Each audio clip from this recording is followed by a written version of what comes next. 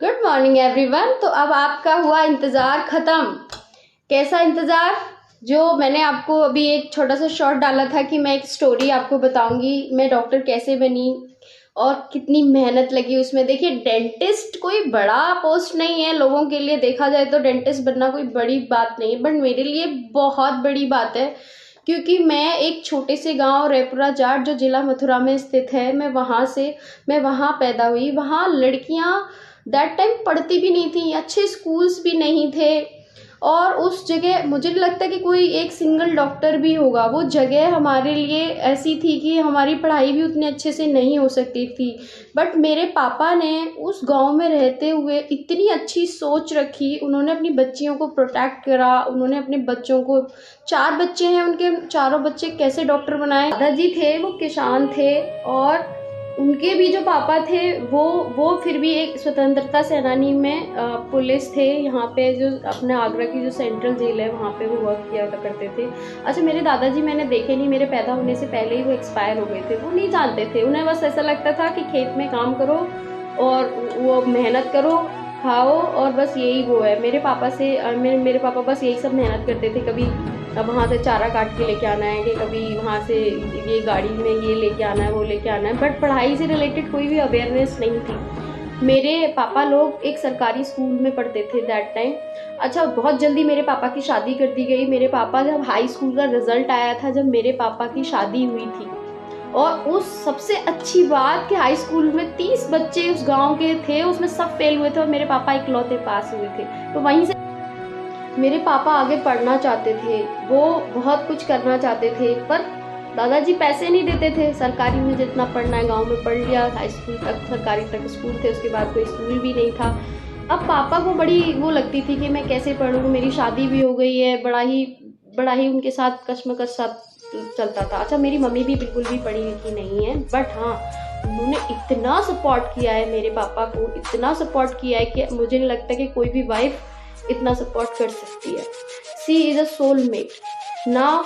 मेरे जो पापा थे, वो गांव से अकेले घर छोड़ के आए यहाँ आगरा में आके। वो दिन में जॉब करते थे, थोड़ा पैसे कमाते थे, रात में वो पढ़ाई करते थे। और जॉब कैसी, देखिए, हाई स्कूल के बच्चे को कैसी जॉब मिलेगी? कुछ नहीं, क्लिनिक्स में जाते थे, किसी की दवाइयाँ बना रहे हैं, बॉटल्स क्लीन कर रहे हैं, ऐसे वो काम करते थे। अब बताइए, ऐसी जॉब में से वो जितना भी कमाते थे, वो रात में अपनी नाइट सेल्फ स्टडी करते थे। उन्होंने कोई एग्ज़ाम क्लियर करा और जैसे तैसे उन्होंने यहाँ आगरा में एडमिशन लिया, उन्होंने अपना 12th क्लियर किया। हाँ, मम्मी से उनकी शादी हो गई थी, पर वो मम्मी को अपने घर से लेके नहीं आए थे, मम्मी अपने घर पे ही रहती थी। क्योंकि इतना बड़ा बच्चा कैसे जिम्मेदारी संभाल सकता है? पहले लोग कैसे थे बताओ, बाल विवाह कर देते थे, पता नहीं कैसे ही लोग थे, आई डोंट नो, वो मेरे सोच से बाहर है। अब अब क्या हुआ भाई, ज़्यादा दिन तो मम्मी को नहीं रख सकते थे वहाँ पे। अब फिर मम्मी को भी यहाँ पे आगरा में, एक न्यू आगरा में इधर जगह है, वहाँ पे वो लेके रहने लगे और अपना पढ़ाई भी करते थे, स्कूल भी जाते थे, और बचे हुए टाइम में वो जॉब करते थे। अब धीरे धीरे शादी के 6 साल बाद मेरी दीदी पैदा हुई। दीदी के बाद फिर मैं भी आई, और फिर मेरे बाद मेरे दोनों भाई आए। तो ऐसे इस तरीके से हम जो है चारों बहन भाई पैदा हुए। अब आप सोच रहे होंगे स्टोरी मेरी है, मैं पापा की बता रही हूँ। भाई, पापा से ही मैं पैदा हुई हूँ, तो पापा से ही मैं बताऊंगी कि मैं किस तरीके से डॉक्टर बन पाई। अब भाई, जो मेरी दादी हैं वो बिल्कुल भी रह नहीं पा रही थी, उन्होंने वापस से माँ पापा को गांव में बुला लिया, क्योंकि बच्चे भी हो गए थे। अब वो कैसे पढ़ें, कैसे बच्चों को पालें, कैसे क्या करें, तो दादी ने बुला लिया। वहाँ थोड़ा बहुत उनका गुस्सा खत्म हुआ, क्योंकि वो घर छोड़ के आ गए थे। अब फिर दादी ने बोला, चलो तुम्हें पढ़ाएंगे, आ जाओ आ जाओ आ जाओ, यहीं रहो, ये वो। फिर वहीं फिर वापस से गाँव में चले गए। अब ऐसे कर करके पापा के 4 बच्चे हो गए। अब 4 बच्चे होने के बाद अब ये समझ लीजिए उनकी स्टडी कैसे करानी है। पापा ने वहाँ पर भी पूरी दम लगा दी। गांव में स्कूल नहीं थे, पर हमें वो गांव से बाहर एक रौनकता, आई थिंक कुछ कस्बा टाइप पड़ता है, वहाँ पे हमें बस लेने आती थी, हम वहाँ पढ़ने जाते थे। फिर वहाँ डेली जाते थे, डेली आते थे, तो वो भी पापा के लिए बहुत ज़्यादा प्रॉब्लमेटिक हो गया था कि हम लोग बिल्कुल भी सेल्फ स्टडी नहीं कर पा रहे थे आने जाने में। अब देखिए, ऐसे ऐसे मैं बताने बैठूंगी ना तो मेरे ख्याल से रात हो जाएगी आपको सुनते सुनते। अब धीरे धीरे करके मेरे पापा ने अपना BA MS क्लियर कर लिया। BA MS होता है आपका आयुर्वेदिक में अपना मेडिकल क्लियर करना, ठीक है। उसके बाद पापा ने एक गांव में क्लिनिक खोला। अब देखिए जो जो क्लिनिक खोला उसका पापा को बड़ा फ़ायदा मिला, क्योंकि पापा ने जब भी छोटे से पन से जब भी जॉब की थी ना, सारी मेडिकल लाइन में ही की थी, हॉस्पिटल्स में, आयुर्वेदिक क्लिनिक्स पे, होम्योपैथी क्लिनिक्स पे। अच्छा, उनके पास नॉलेज बहुत थी, वो इतनी नॉलेज थी कि मतलब नॉर्मल इंसान जो डॉक्टर्स होते हैं वो इतनी जल्दी रिकवर नहीं कर पाते थे, पर मेरे पापा बहुत अच्छे से रिकवर करते थे। मेरी दादी भी छोटी मोटी नर्स थी, वो भी पापा को हेल्प करती थी। वो क्लिनिक खुलवाया तो वहीं क्लिनिक के पास ही हमारा दादी ने घर बनवा दिया, तो हम वहाँ रहा करते थे, चारों बच्चे और दादी और मम्मी और पापा। तो वहाँ पे हमने अपना धीरे धीरे ऐसे बचपन बिताया, थोड़े बड़े हुए। बड़े होने तक आप ये सोचिए, मेरे ताया जी की बेटी जस्ट 13 to 14 ईयर्स थी, उसकी भी शादी कर दी गई। तब मेरी दीदी जो है वो 10 से 12 साल की थी जब उनकी शादी हुई। तो ये समझ लीजिए ताया जी ने उसके साथ मेरी दीदी की भी शादी फिक्स कर दी। बट मेरे पापा ने मेरी दीदी को कैसे बचाया, बहुत लड़ाई हुई, फाइट हुई।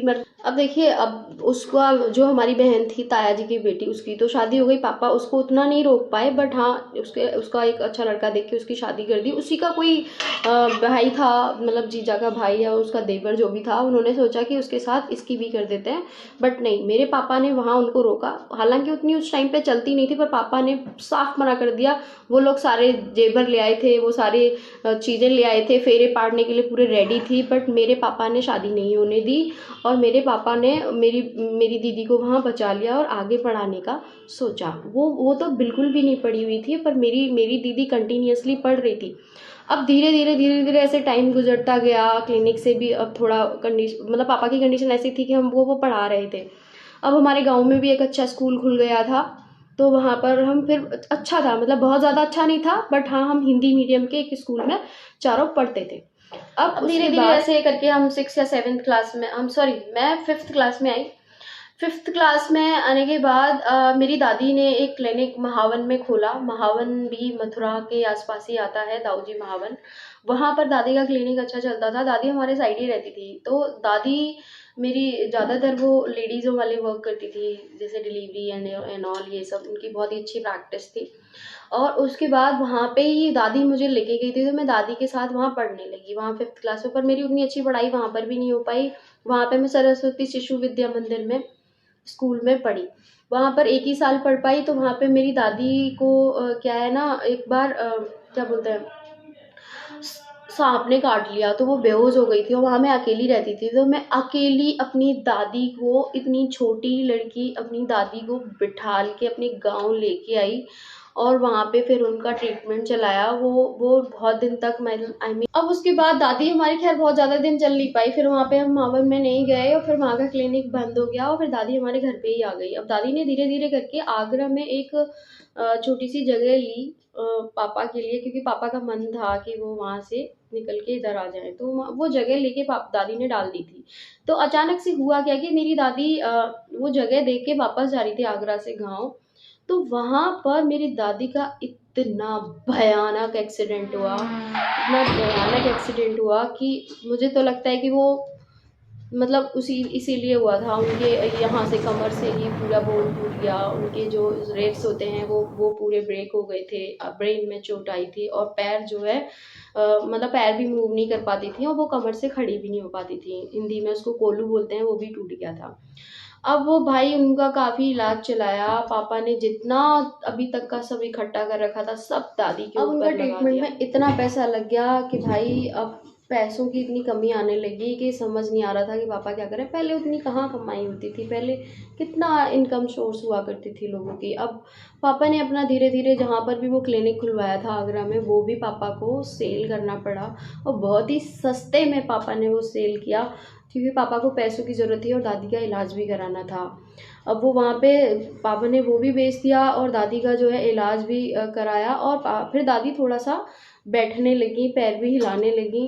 फिर उसके बाद डॉक्टर्स ने भी करीब हाथ खड़े कर दिए थे कि अब इससे ज़्यादा इनका कुछ हो नहीं सकता, या तो इनको आप US ले जाओ, अमेरिका ले जाओ, बड़ी बड़ी जगह बताने लगे। तो भाई वो अफोर्ड भी नहीं कर सकते थे, और उससे ज़्यादा हो भी नहीं पा रहा था। फिर आयुर्वेदिक भी ट्रीटमेंट कराया, होम्योपैथी भी कराया। तो फिर दादी को थोड़ा सा सुधार होने लगा, और फिर उसके बाद उनको घर पे लेके आ गए। अब जब उनको घर पे लेके आए तो वो बिस्तर में रहती थी, और अब दादी धीरे धीरे ठीक तो हो गई, पर वो पता नहीं बहुत अजीब अजीब सी बातें करने लगी। और उधर इधर वो ताया जी की लड़की की शादी होने ही वाली थी 15-20 दिन में। वो कुछ दिन में ये बोलने लगी अब मैं ज़्यादा टाइम रुक नहीं पाऊंगी, मेरी बॉडी में बहुत वीकनेस आ गई है, ये वो। और पापा बहुत रोते थे। अच्छा, वो अपनी मम्मी को बहुत प्यार करते थे, बहुत ज़्यादा प्यार करते थे। अब धीरे धीरे क्या हुआ, अचानक से 2 to 3 डेज में दादी की डेथ हो गई। अब पापा बहुत ज़्यादा अकेले पड़ गए, पैसा भी सारा खर्च हो गया, इतना ज़्यादा पापा ऐसी कंडीशन में आ गए। और सबसे बड़ी बात, जिसको घर सेल किया था, क्लिनिक सेल किया था, उस इंसान ने खाली करने की वो दे दी कि नहीं अब भाई हमारा घर खाली करो। तो फिर चाचा ताया जी के साथ जो शामिल में घर था, वो लोग बोले कि वहाँ पे जाके रह लो। फिर हम वहाँ पे फिर वापस से गांव के अंदर जो हमारा घर था शामिल वाला, उसमें हम चले गए, जिसमें चाची रहा करती थी। अच्छा, वापस पापा किसी से कुछ कहते नहीं थे। अब उस बीच हमारी पढ़ाई भी रुक गई क्योंकि पापा के पास पैसा नहीं था। अब दीदी भी घर बैठी थी, मैं भी घर पे थी। अब किसी की भी कोई भी बच्चा स्कूल नहीं जा रहा था। हाँ, सरकारी स्कूल था, वहाँ दीदी तो जाने लगी। उस बीच मेरी बुआ जी के यहाँ कोई फंक्शन था, तो बुआ जी मुझे ले गई थी कि कुछ दिन ये मेरे यहाँ रह लेगी। अच्छा, मैं तो उस टाइम पे उस कंडीशन को समझती नहीं थी कि पापा की कोई सिचुएशन खराब हुई है या कुछ ऐसा। बच्चा इतना कहाँ सोच पाता है। अब मैं अपनी बुआ जी के यहाँ आई थिंक 4 to 5-6 मंथ रही, जो मैं कभी अपने मम्मी पापा से अलग नहीं रह पाई। और वहाँ मुझे रहना पड़ा। और मैं ये सोचती थी कि अपने पापा मम्मी मुझे प्यार नहीं करते, वो मुझे लेने नहीं आए हैं। कभी एक बार वो बुआ के यहाँ आए भी थे और फिर वो मुझे लेके नहीं गए। बट पता है कंडीशन क्या थी, पापा क्यों नहीं लेके गए थे? पापा ने सोचा एटलीस्ट वो वहाँ अच्छे से रह रही है, अच्छा खा रही है, अच्छे से सो रही है। बुआ अच्छा केयर भी करती थी, बट याद तो आती है ना मम्मी पापा की। बट दैट टाइम पापा की सिचुएशन ऐसी थी कि घर में सब्जी भी दैट टाइम नहीं बन रही। अब धीरे धीरे पापा ने क्या किया, मेहनत करने लगे। थोड़ा क्लिनिक्स पे जाते थे लोगों के, अपना छोटा मोटा एक फिर से उन्होंने कोई क्लिनिक डाला, कोशिश करने लगे कैसे कैसे। पर उस टाइम पे पता नहीं क्या उनका ऐसा समय खराब आया था कि कुछ भी चल नहीं रहा था। अब इधर मैं पापा के लिए ये सोचती थी कि पापा मुझे लेने क्यों नहीं आते। बट दैट टाइम मैं जितने अच्छे से रह रही थी, शायद मेरे तीनों बहन भाई उतने अच्छे से नहीं रह रहे थे। तो पापा ने सोचा अभी वो वहाँ आए तो वो ठीक है, शायद बुआ जी को पापा ने बता रखा होगा, तो बुआ जी ने भी मुझे नहीं भेजा। अब धीरे धीरे यार कुछ कर नहीं सकते थे, चाची के घर में रहते थे। और फिर चाची वगैरह भी ऐसा नहीं है, हेल्प करते थे वो लोग भी, पर और कितनी कोई हेल्प कर सकता है। सबकी अपनी अपनी फैमिलीज होती हैं, सब लोग अपना अपना सोचते हैं। दैट टाइम भाई शादी के बाद सब अपनी फैमिलीज ही देखते हैं। बट मेरे पापा का उस टाइम पे बहुत समय खराब था। अब उस टाइम पे उनके बच्चे भी नहीं पढ़ पा रहे थे और उनकी सोच थी बड़ी बड़ी। अब पापा ने सोचा अब ऐसे काम नहीं चल सकता, कुछ करना पड़ेगा। तो पापा के दिमाग में एक ही आइडिया आया कि दादी ने जो आगरा में जगह ली थी उसको बनवाते हैं। तो उन्होंने इधर उधर से पैसा लिया, मामा से लिया। अच्छा, मामा ने हमारा काफ़ी सपोर्ट किया। और मामा ने जब पैसों की पापा को ज़रूरत पड़ी तो पापा को पैसे दिए भी, मेरे पापा ने वापस भी किए टाइम से। बट हाँ, उन्होंने भी हेल्प की। और काफ़ी 1-2 रिश्तेदार थे, उन्होंने उधार पैसा दिया। और उन्होंने पापा ने धीरे धीरे ये आगरा वाला जगह बनवाना स्टार्ट किया। अब उन्होंने इस तरीके से बनवाया कि पहले आगे आगे शॉप बनवाई और पीछे ऐसे खाली खाली हॉल छुड़वा दिए। फिर शॉप में सबसे पहले पापा ने वहाँ पे क्लिनिक खोला और क्लिनिक चलने लगा पापा का धीरे धीरे। फिर अपने बच्चों को भी लेके आए। बच्चों को वहीं पे हॉस्पिटल के पास में ही एक छोटा सा स्कूल था, वहीं हिंदी मीडियम में सबकी उस टाइम पे वो जो गैप छूट गया था, उसके अलावा पापा ने गैप को कवर करने के बाद जंप करा के सबको स्कूल में डाला एज के हिसाब से। अब फिर हम यहाँ पे आ गए। अब पापा ने तो जंप करा के डाल दिया, पर हम लोगों को पढ़ने में दिक्कत हो रही थी क्योंकि अब पापा ने तो एज के हिसाब से जंप करा दिया। बट दैट टाइम 1 साल हमारी पढ़ाई सबकी छूट गई थी। अब पापा वहाँ से मुझे बुआ के यहाँ से भी ले आए। फिर उन्होंने मुझे कंडीशन बताई कि वो क्यों नहीं लेके आए। मैं बहुत रोई थी पर मैंने समझा कि शायद पापा की कोई मजबूरी ही रही होगी। फिर वहाँ पे आए हम, धीरे धीरे उस स्कूल में पढ़ने लगे। फिर दीदी का 10th हुआ, मेरा भी 10th हुआ। फिर ऐसे ऐसे बच्चे। फिर अब दीदी का 10th और 12th होने के बाद दीदी को यहाँ आगरा के बैकुंठी देवी एक स्कूल है, उसमें BSc में फर्स्ट ईयर में एडमिशन कराया। और एक पापा ने फॉर्म भी डाला था होम्योपैथी, उस कंडीशन के हिसाब से होम्योपैथी वाला एक मेडिकल कॉलेज था, उसका वो डाला। तो दीदी का वो क्लियर हो गया। और दीदी फिर हमारी ग्वालियर में कॉलेज में वहाँ पे वो चली गई BSc फर्स्ट ईयर के बाद। अब जब दीदी का एडमिशन हो गया, दीदी का जो कॉलेज का नाम है वो Vasundhara Raje homeopathy medical college है।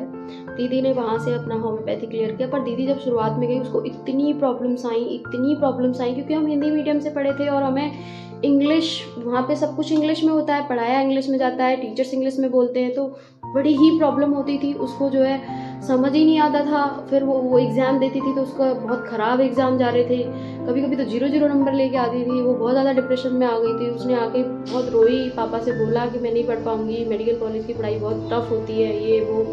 पर वो जो है उसको प्रॉब्लम आ रही थी जस्ट बिकॉज ऑफ कि वो इंग्लिश मीडियम से नहीं पढ़ पाई थी, वहाँ पे हिंदी में कुछ भी नहीं था। फिर उसने सोचा कि जो प्रॉब्लम मैं फेस कर रही हूँ मेरे छोटे बहन भाई ना फेस करें, इसीलिए उन्होंने क्या किया, अब दीदी ने सोचा कि जो प्रॉब्लम्स मैं फेस कर रही हूँ मेरे छोटे बहन भाई फेस नहीं करेंगे। तो दीदी ने बोला कि अगर इनको कुछ कराना है ना पापा, तो इनको मेडिकल की कोचिंग कराओ, और मेडिकल की कोचिंग कराओगे तो इनको थोड़ा सा इनका जो बेस है वो क्लियर होगा। तो फिर पापा जी ने मेरा 12th के बाद और मोहित का तो 9th के बाद ही फाउंडेशन बैच में बलूनी क्लासेस से CPMT की कोचिंग कराई हमें। मैंने 1 साल की, मेरे भाई ने 3 साल की, क्योंकि वो फाउंडेशन बैच में डाल दिया गया था उसने। फिर वो हाई स्कूल, इंटर, वो सब वो उसके कोचिंग के साथ ही की। और मैंने तो 12th के बाद 1 साल कोचिंग की CPMT की। वो मेडिकल कोचिंग मैंने बलूनी क्लासेस से करी थी, जो कि खंडारी पे स्थित था दैट टाइम। अब वो कोचिंग करने के बाद उस टाइम पे हमने इतनी मेहनत की, मेरे भाई ने और मैंने इतनी मेहनत की। हम लोग एक छोटी सी ऐसे, पापा ने आगरा में रहते हुए हमें रेंट पे रखा एक जगह पे।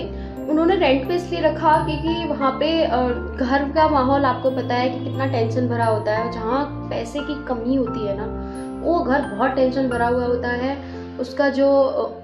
उसका जो मेन आदमी होता है ऑलवेज फ्रस्ट्रेटेड रहता है। उससे बच्चे भी डिप्रेशन में आते हैं, बच्चे ढंग से पढ़ाई पे फोकस नहीं कर पाते हैं। और कोचिंग इतनी आसान नहीं थी हमारे लिए, और पापा के लिए तो बिल्कुल भी नहीं थी, क्योंकि मेडिकल की कोचिंग कभी भी 1 लाख, 1.5 लाख, 2 लाख से कम की नहीं होती है। वो पापा ने कहाँ से अरेंज करे, कैसे करे, ये तो वही जानते हैं। और वो ऊपर वाला जानता है कि उन्होंने अपने बच्चों के लिए कितनी मेहनत करी है, जो इतने छोटे से गाँव में से निकल के आए थे। उन्होंने हमें मेडिकल की कोचिंग, हम बहुत ही लकी बच्चे हैं जो पापा ने, हमारे सर पे पापा का हाथ था। अब वहाँ हमने कोचिंग की तो हम वहाँ एक ऐसे छोटे से रूम में रहा करते थे, मैं और मोहित। उसमें सिर्फ एक छोटा सा पंखा था और एक गैराज टाइप का था, गैलरी थी, उसमें जस्ट पार्टीशन थे, उसी में मैं और मोहित रहते। अच्छा, मोहित मेरा छोटा भाई है और दोनों भाइयों में से वो बड़ा है। वो मेरे साथ रहा करता था, वहीं पे हम लोगों ने कोचिंग की। बहुत ज़्यादा जब गर्मी होती थी ना, गंदी वाली गर्मी, हम पे कूलर भी नहीं था और हम लोग उसी में ही पढ़ाई करते थे। रात भर हम इतना पढ़ाई करते थे कि रात जो है वो जो सूरज निकल आता है ना, वो ऐसे हमारे सर से निकल आता था और हमारी आंखें, मतलब हम सोते नहीं थे। और फिर ऐसे करके एग्ज़ाम देने जाते थे, कोचिंग के टेस्ट देते थे। हमारे लिए थोड़ा मुश्किल ज़्यादा था क्योंकि हमारी स्कूलिंग बिल्कुल भी अच्छी नहीं थी। तो हमने सोचा कि कोचिंग से कुछ तो हमें फ़ायदा हो। अब ऐसे धीरे धीरे करके CPMT का जो है एग्ज़ाम मैंने दिया। और जब मैंने एग्ज़ाम दिया तो दैट टाइम CPMT का जो कट ऑफ गया था वो 200 में से 168 पे कट ऑफ गया था। मेरे अप्रॉक्स 150 मार्क्स आए थे, तो मेरा वो रह गया। मैं मतलब ये समझ लो करीब 15 मार्क्स से रह गई। तो भाई अब उस टाइम पे रह गया। मैंने सोचा यार मार्क्स तो गंदे नहीं है, सोचा 1 और साल कोचिंग कर लेती हूँ, क्या पता मेरा नेक्स्ट टाइम गवर्नमेंट में निकल जाए। बट यार पता नहीं क्या हुआ, नेक्स्ट टाइम पापा ने, बेचारे ने फीस भी दे दी, मैं नेक्स्ट टाइम कोचिंग भी करने लगी। तो पापा ने सोचा अगर इसका नेक्स्ट ईयर भी नहीं निकला तो इसकी साल बर्बाद हो जाएगी। तो और सबसे बड़ी बात, मैंने काउंसलिंग भी कैंसिल कर दी थी, तो शायद मुझे डेंटल का तो शायद मिल जाता, प्राइवेट ही मिल जाता। तो हमने ना उस टाइम पे कुछ भी नहीं किया। अब ऐसे करके 3-4 महीने निकाल दिए। तो मेरे को दोबारा पढ़ने में, वही सेम चीज़ दोबारा पढ़ने में बड़ी बोर फील हो रही थी। और ऐसा लग रहा था मैं सब कुछ नया पढ़ रही हूँ, बहुत ही ज़्यादा ऐसा लग रहा था ये सब कुछ आता है मुझे। तो इधर टाइम बर्बाद हो जा रहा था। मैंने पापा को अपने को खुल के बोल दिया, मैंने कहा पापा पता नहीं मैं जितने इतने अच्छे मार्क्स लेके आई थी, पता नहीं वो दोबारा भी आ पाएंगे कि नहीं। पापा भी थोड़ा परेशान हो गए। अब पापा के दिमाग में एक आया कि अब इसका टाइम नहीं बर्बाद करना है, इसका एडमिशन कराते हैं जैसे तैसे। तो मेरे पापा ने मेरा प्राइवेट, अब पापा ने मुझे बिना बताए 2-3 कॉलेजों में बात की। और फिर उसके बाद एक सीमा डेंटल कॉलेज से फ़ोन आया, जो कि आपका कहाँ है, उत्तराखंड में है। हरिद्वार के पास ऋषिकेश में था। फिर उसके बाद वहाँ पे हम गए, वहाँ इंटरव्यू हुआ, एप्लीकेशन दी और एग्ज़ाम भी हुआ, सब कुछ हुआ। पर वहाँ का फ़ीस स्ट्रक्चर शायद इतना ज़्यादा था, मेरे को नहीं पता था कि दैट टाइम मेरा BDS में एडमिशन होने जा रहा है, क्योंकि BDS में मेरा शायद हो जाता, मैं तो MBBS करना चाहती थी, बट नहीं हो पाया पापा के बजट के कारण। तो पापा ने जो है BDA, अब क्या हुआ, वहाँ सीमा डेंटल कॉलेज में बात नहीं बनी। फिर हम ट्रेन में बैठे और समझ में नहीं आ रहा था क्या करें। फिर पापा का अचानक से एक IDS institute of dental sciences वहाँ से कॉल आया, वहाँ पे हम गए, रास्ते में ही पड़ता है, वहीं गए और वहाँ पे जाके फिर पापा बोले चलो बात करके देख लेते हैं। अब वो पापा के यहाँ पर भी MBBS पापा के बजट से बाहर जा रहा था। अरे पापा ने इतना करा दिया, यही काफ़ी था। अब मैंने सोचा चलो जो हुआ सो हुआ, शायद मेरी किस्मत में यही लिखा था। मेरी स्माइल भी बहुत अच्छी है, यू कैन सी हियर। तो मुझे डेंटिस्ट बनना था शायद, इसीलिए भगवान ने हमें इतनी अच्छी स्माइल दिया। चलो छोड़ो, वो तो सब बात की बात है। अब हम घर पे आए और घर पे आने के बाद मुझे 1 हफ्ते बाद कॉलेज ज्वाइन करना था। कॉलेज में फर्स्ट ईयर की कम से कम 4-5 मंथ की पढ़ाई निकल चुकी थी और मेरा एडमिशन हुआ था ऐसे टाइम पे कि वहाँ फर्स्ट टर्मिनल एग्ज़ाम, जिस दिन मैं वहाँ कॉलेज गई, हॉस्टल में एंटर किया और नेक्स्ट डे से मुझे पता चला कि वहाँ 2 दिन बाद फर्स्ट टर्मिनल एग्ज़ाम है। अरे यार, हम क्या करते उसमें, हमें तो पता ही नहीं था, अभी एडमिशन लिया, कुछ जानते ही नहीं थे। और मेरी सबसे बड़ी मिस्टेक ये थी, नॉलेज तो बहुत सारी गेन की मैंने, बट CPMT की कोचिंग भी मैंने हिंदी में की, इंग्लिश में नहीं की। पापा IDS बरेली के कॉलेज में हम लोग करीब शाम के 3-4 बजे पहुँचे। मुझे तो कुछ फील ही नहीं हो रहा था, मुझे लगा जब वहाँ ही बात नहीं बनी है तो यहाँ कैसे हो जाएगा। वहाँ हम बात करके आए थे, वहाँ MBBS की फ़ीस स्ट्रक्चर इतनी ज़्यादा थी, बहुत ज़्यादा। और फिर यहाँ पे भी बात की तो मुझे नहीं लग रहा था कि वो यहाँ पर भी हो जाएगा। अब जब पापा अंदर गए तो जब बाहर निकले तो पहले तो सैड सा फेस बनाया, मुझे पता था कि मैं जानती थी कैसा होगा, तो पर एकदम से बोले कि एडमिशन हो गया। ओ माय गॉड, मैं इतनी ज़्यादा खुश थी। बट पापा ने बोला MBBS में नहीं, BDS में हुआ है।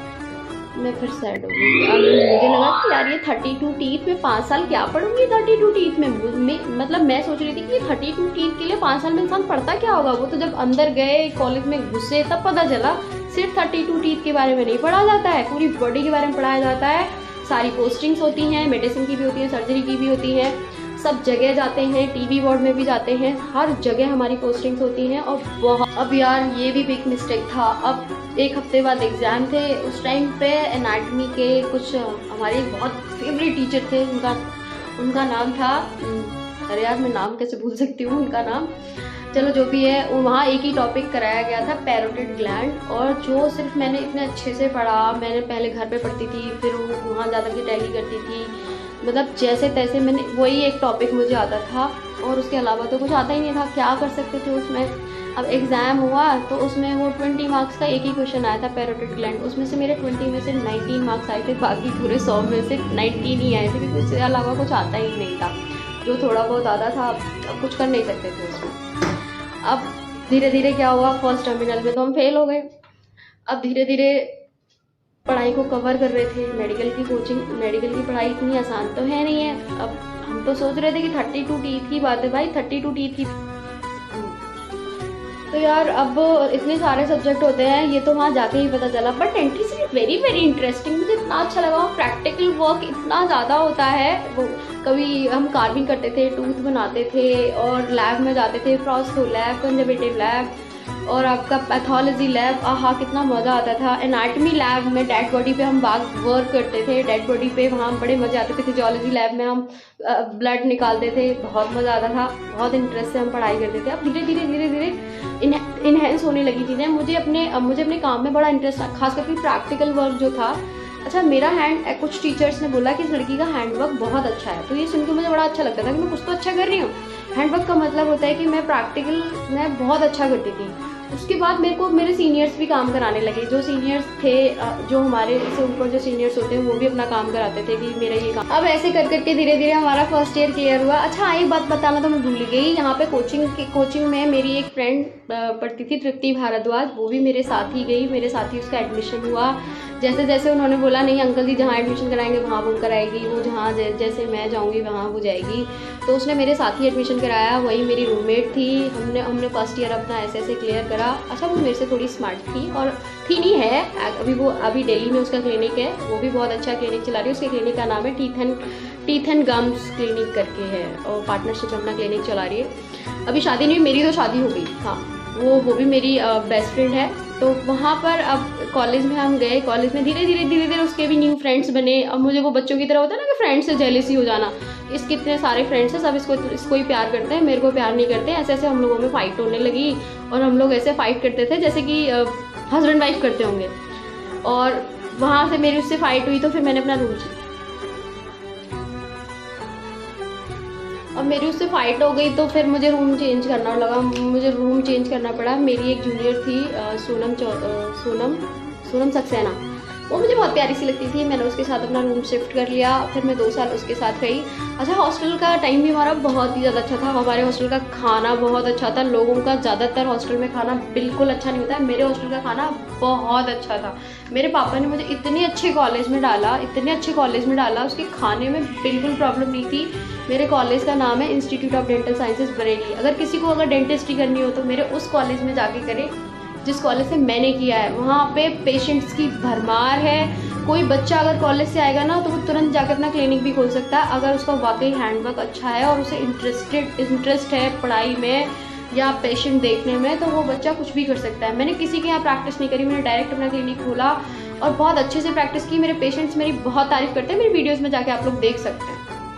मेरा कॉलेज वाकई बहुत अच्छा है, बट हाँ, उसकी फ़ीस बहुत कम नहीं थी पापा के बजट में, इसीलिए नहीं था क्योंकि वहाँ मेरी डेंटिस्ट्री की 1 साल की फ़ीस ही 4 लाख रुपए पर ईयर थी, और जिसमें हॉस्टल की फ़ीस 1,20,000 रुपये थी। 5 लाख पर ईयर पापा के जाते थे।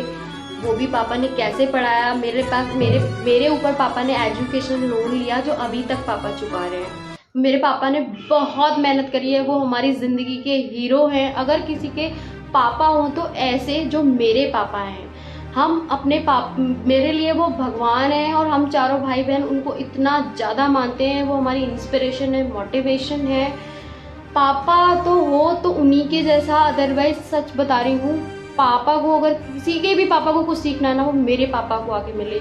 ही इज़, मतलब 4 बच्चे मेडिकल से प्राइवेट पढ़ाना कोई हंसी खेल नहीं है।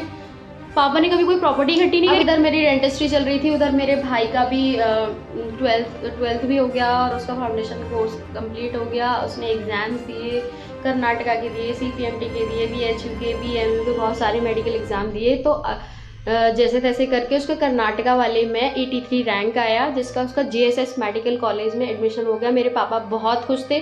प्राइवेट यूनिवर्सिटी है, जैसे मणिपाल यूनिवर्सिटी है, वैसे JSS यूनिवर्सिटी भी एक प्राइवेट यूनिवर्सिटी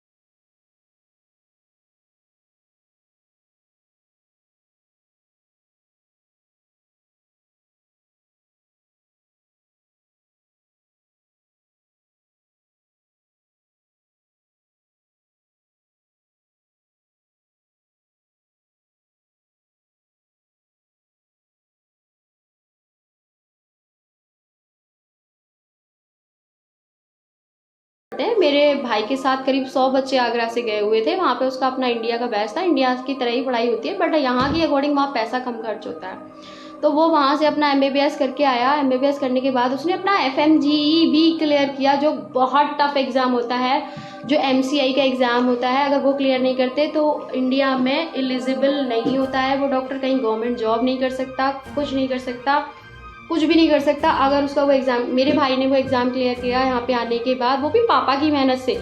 उसने वो चाहता तो यहाँ कोचिंग वहाँ कोचिंग कर सकता था, नहीं, मेरे पापा ने घर पे ही उसकी ऑनलाइन कोचिंग करवाई।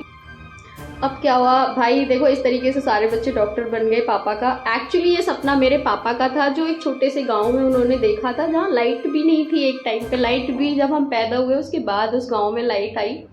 और कभी अगर ट्रांसफार्मर चला जाता था तो शायद 6-6 महीने लाइट नहीं आती थी, बड़े ही खुश होते थे। उस गांव में मेरे पापा ने वो सपना देखा था, और उस सपने को मेरे पापा ने साकार किया है। अपनी जहाँ बच्चे भी नहीं हार मान जाए, वहाँ मेरे पापा ने एक होता ना धक्का मार के डॉक्टर बनाना, उस तरीके से उन्होंने हम चारों को डॉक्टर बनाया है। बच्चों ने भी करी है, देखो अपनी जगह पे बहुत मेहनत करी है जहाँ वो कर सकते थे। मेरे छोटे भाई ने FMGE क्लियर करने के बाद डिस्ट्रिक्ट से उसने अपना इंटर्नशिप कंप्लीट किया। अब वो इस टाइम पे PG की तैयारी कर रहा है, छोटा वाला। अब बड़े वाले के लिए हम लड़की देख रहे हैं। हाँ, शायद वो पसंद भी आ गई है, अब उसकी भी शादी हो जाएगी। उसकी शादी के लिए बहुत ज़्यादा एक्साइटेड है। और बस मैं ये इस कहानी के ज़रिए मैं आपको बस ये बताना चाहती हूँ, सपने देखो तभी साकार होंगे। अगर उन्हें देखोगे नहीं तो साकार कैसे होंगे? सपने तो सब देखते हैं, वो भी आंख बंद करके। सपने आंख खोल के देखो, और उसके लिए एक एम बना के चलना तो स्टार्ट करो। उस मंजिल पे तो आओ। मंजिल पे आओगे तभी तो वहाँ तक पहुँचोगे। और यहाँ तक पहुँचने के लिए स्ट्रगल बहुत आते हैं, पर वो ऊपर वाला है ना, सच्चाई का साथ हमेशा देता है। देखिए, कहानी में बहुत सारी चीज़ें बोली नहीं जा सकती, पर नीचे गिराने वाले लोग 90% होते हैं, और 1% इंसान होता है जो आपका शायद साथ दिया होगा, बट 90% ऐसे खींचते हैं कि ये क्यों आगे बढ़ रहा है। तो आगे बढ़ने में परेशानी जरूर आती है, पर चलो तो सही, तभी तो पहुंचोगे। देखिए, हो सके तो अपने लेवल पे सबको मेहनत करनी चाहिए, अपना लक ट्राई करना चाहिए। तुम कहो कि आपका लक बैठे बैठे काम करेगा, कभी नहीं करेगा। आपका लक आप बदल सकते हैं कब? जब आप वाकई उस चीज़ को ठान लो अंदर कि मुझे ये करना है। उस इंसान से, उस छोटे से गांव से लेके वो सपना ये देख सकता है कि मैं ये जो बच्चे पैदा कर रहा हूँ, मैं उनको काबिल बनाऊंगा, जिसके पास कुछ भी नहीं था। उस इंसान ने आज 4 बच्चे इतने काबिल बनाए हैं कि वो 10 लोगों के सामने बैठ के ना लोगों को जवाब दे सकते हैं। उन्होंने अपनी बेटियां इस काबिल बनाई हैं कि वो बेटियां कभी जो है किसी के सामने हाथ नहीं फैलाएंगी, वो खुद बना के भी खा सकती हैं। अच्छा, बनाना भी सिखाया है और कमाना भी सिखाया है। और कमाना इतना ज़रूरी है आज के समय में, इतना ज़रूरी है। आज मैं 8 साल से क्लिनिक चला रही हूँ। 8 साल पहले मेरे पापा ने मेरी शादी कर दी थी बहुत ही अच्छे घर में। और वो घर कैसा है वो मैंने फर्स्ट ब्लॉग के इंट्रो में बताया भी है, कितने लोग हैं, क्या है, कैसे मेरे हस्बैंड हैं। बहुत ही सपोर्टिंग है। शायद वो ऊपर वाला है ना, सच्चाई का साथ ज़रूर देता है। अगर आपके ऊपर कोई प्रॉब्लम आ जाए ना, तो लोग ना सुनाते बहुत हैं, और ऐसा सुनाएंगे ना आपके कानों से खून निकलने लग जाए। पर पता है, ऊपर वाला जो बैठा है ना, वो जजमेंट बहुत अच्छी करता है। अगर आप सच हैं और सच्चाई का साथ देते हैं और मेहनत करते हैं, तो आपके साथ वो कभी बुरा नहीं होने देगा। ये याद रखिए। आज की मेरी स्टोरी इतनी ही है, और इसके बस जरिए यही बताना चाहती हूँ, मेहनत करो, कभी खाना वेस्ट मत करो, क्योंकि खाने की वैल्यू भी हमें पता है कि एक टाइम पे मेरे पापा के पास खाने की भी प्रॉब्लम थी। तो मेरे पापा हीरो हैं, और उनके लिए मैं कुछ भी कर सकती हूँ, कुछ भी कर सकती हूँ। वो मुझे मतलब मैं अपने बच्चों को अगर किसी भी तरीके का कोई एग्जाम्पल दूँ ना, मैं उनसे बस यही बोलती हूँ, अपने नाना की तरह बनो, अपनी नानी की तरह बनो। और दादा दादी भी उनके बहुत अच्छे हैं। इसका मतलब ये नहीं है कि मैं दादा दादी की नहीं बोलूँगी। उनके दादाजी ने भी अपने टाइम पे बहुत मेहनत करी है। हालांकि देखिए, मैं तो अभी 8 साल पहले आई हूँ, तो मैं उनके बारे में उतना नहीं बोल सकती, बट हाँ वो अपने बच्चों को बहुत प्यार करते हैं और अपने जो नाती पोते हैं उनको भी बहुत प्यार करते हैं। मैं चाहती हूँ कि मेरे बच्चों में सबके संस्कार मिलें, और सपना अगर देखना है तो मेरे पापा की तरह देखें। तो अगर ये स्टोरी थोड़ी सी भी पसंद आई आप लोगों को तो प्लीज़ सब्सक्राइब करें, लाइक करें, सपोर्ट करें। Thank you, bye bye.